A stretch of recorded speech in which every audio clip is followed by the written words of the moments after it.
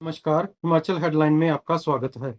भाजपा प्रदेश उपाध्यक्ष एवं कांगड़ा चंबा भाजपा सह प्रभारी डॉक्टर राजीव भारद्वाज ने मीडिया से प्रेस वार्ता के दौरान कहा कि प्रदेश में सत्तासीन कांग्रेस सरकार के 14 महीने का कार्यकाल पूरी तरह से असफल रहा है।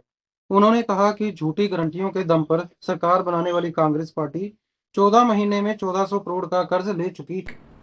इतिहास में देखिए या लंबे राजनीतिक कैरियर में देख लें, कई सरकारें बनती और बिगड़ती हम लोगों ने देखी हैं, लेकिन इतनी जल्दी किसी सरकार की चमक समाप्त हो जाए ये पहली बार देखने में आया।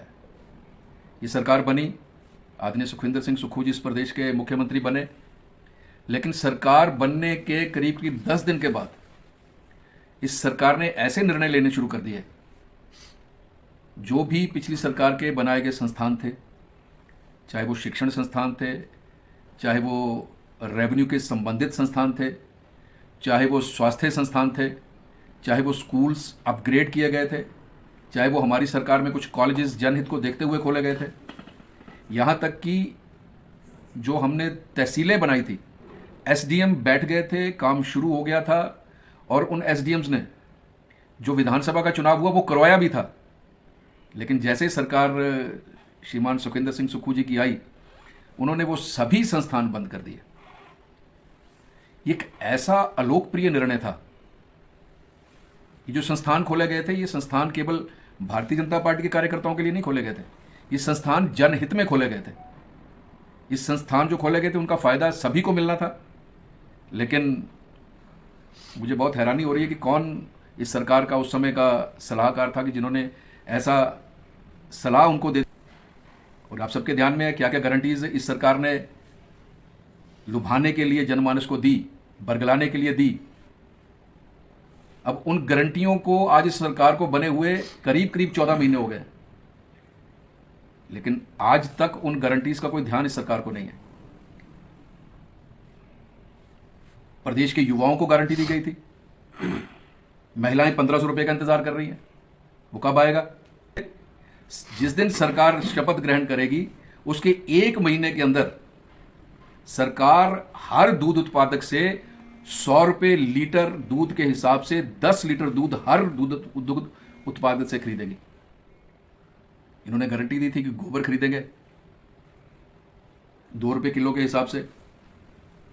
वो गोबर भी बेचारा इंतजार कर रहा है किस दिन उसकी गति होगी। तो ये परिस्थिति है हिमाचल प्रदेश में आदरणीय सुखविंदर सिंह सुक्खू जी की सरकार की जाएगी।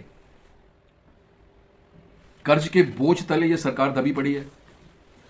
14 महीने सरकार को बने हो गए, 14 महीने सरकार को बने हो गए, 14,000 करोड़ का कर्जा ये सरकार ले चुकी है। 2007 से 2012 तक 5 साल में धूमल जी ने 7466 करोड़ का कर्ज लिया था। 5 वर्षों में 7466 करोड़ का कर्जा लिया था। और जब धूमल जी सत्ता में आए थे उस समय इस प्रदेश के ऊपर 21,241 करोड़ का कर्जा था जब धूमल जी ने सत्ता संभाली थी।